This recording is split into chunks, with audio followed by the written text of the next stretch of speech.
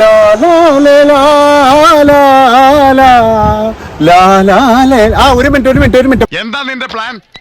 എടാ ചോദിച്ചത് കേട്ടില്ലേ?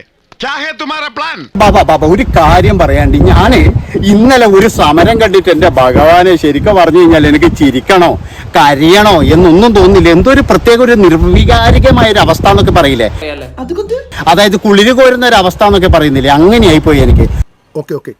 പോയിന്റിലോട്ട് വരാം. വേറെ ഒന്നുമല്ല, പാലക്കാട് BJPന്റെ സമരം നടത്തലാന്ന്.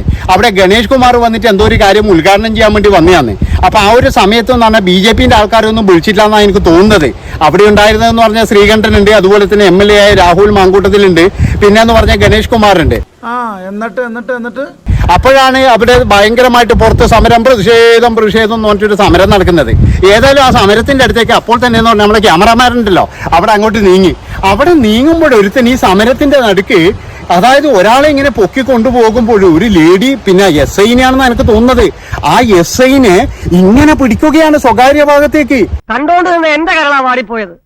മരിച്ചുപോയ എന്റെ അമ്മയാണ് സത്യം, എന്റെ കണ്ണുകൊണ്ട് കണ്ടതാ. ആലോചിച്ച് നോക്കണം നിങ്ങൾ, അവന്റെ ചങ്കൂറ്റ, അവന്റെ ആ ഇതാലോചിച്ച് നോക്കണം. ഞാനൊരു തന്തയില്ലാത്തവനാ. അത് നിന്നെ ആദ്യം കണ്ടപ്പോഴേ എനിക്ക് തോന്നി. വെറുതെ അല്ല ആളുകൾ നക്സലൈറ്റ് ആയി പോകുന്നത്. എന്ത് സുഖമാണ് ഈ ഞാൻ പറയുന്നില്ല, ബാക്കി നിങ്ങൾ പൂരിപ്പിച്ചോ. നമുക്ക് വശമില്ലാത്ത ഭാഷയായി പോയില്ല ഇവനൊക്കെ കിട്ടുന്നത് എന്നാണ് എനിക്ക് മനസ്സിലാകാത്തത്. അതായത് ഇവ ഇങ്ങനെ ഇത് ചെയ്തത് കൊണ്ട് ഇവൻ എന്തൊരു സുഖമാണ് കിട്ടുന്നത്. ഇതൊക്കെ ചെയ്ത് ഇന്നലെ വൈകുന്നേരം ഇത് വൈറലായിട്ട് അവന്റെ വീട്ടില് അവന്റെ ഭാര്യയും മക്കളൊക്കെ ഇത് കാണുമ്പോൾ ഉള്ള അവസ്ഥ നിങ്ങളൊന്ന് ആലോചിച്ച് നോക്കട്ടെ. എന്റെ പൊന്നുനായിട്ട് അവരൊക്കെ അറിയിക്കണം. അത് കൃത്യമായിട്ട് ഏതായാലും ഈ മൊബൈലിലോ അല്ലെ ക്യാമറയിലോ പിടിച്ച ആൾക്കുണ്ടല്ലോ ഒരു ബിഗ് സല്യൂട്ട് നൽകണം. അയാളില്ലേ ശരിക്കും ആദരിക്കണം എന്നാണ് എനിക്ക് പറയാനുള്ളത്. ഇവിടുത്തെ നമ്മുടെ സ്ത്രീ സംഘടനകളില്ലേ അയാളെ ആദരിക്കണം. അതെ നീയാണോ? അതെ ഞാനാണ്. അതായത് ഈ പിടിച്ചോന ഇത്രയും കൃത്യമായിട്ട് ആ ഒരു നിരീക്ഷിച്ചിട്ട് ആ ഒരു സംഭവം ക്യാമറയിൽ വന്നിട്ടുണ്ടെങ്കിൽ ആ ക്യാമറാമാനിലെ ഒന്നൊരു മുത്ത് തന്നെയാണ്. അത് ഇവിടുത്തെ സ്ത്രീകൾ എല്ലാവരും ആലോചിക്കേണ്ട ഒരു കാര്യം തന്നെയാണ്. ഒരു പോലീസുകാർക്ക് ഇതാണ് അവസ്ഥയെങ്കിൽ ഒരു പിന്നെ പൊതുവായിട്ട് നടക്കുന്ന സ്ത്രീകൾക്ക് അവരുടെ അവസ്ഥ എന്തായിരിക്കും? ഇവ കിട്ടിക്കഴിഞ്ഞാൽ അവരെ വിടുവോ?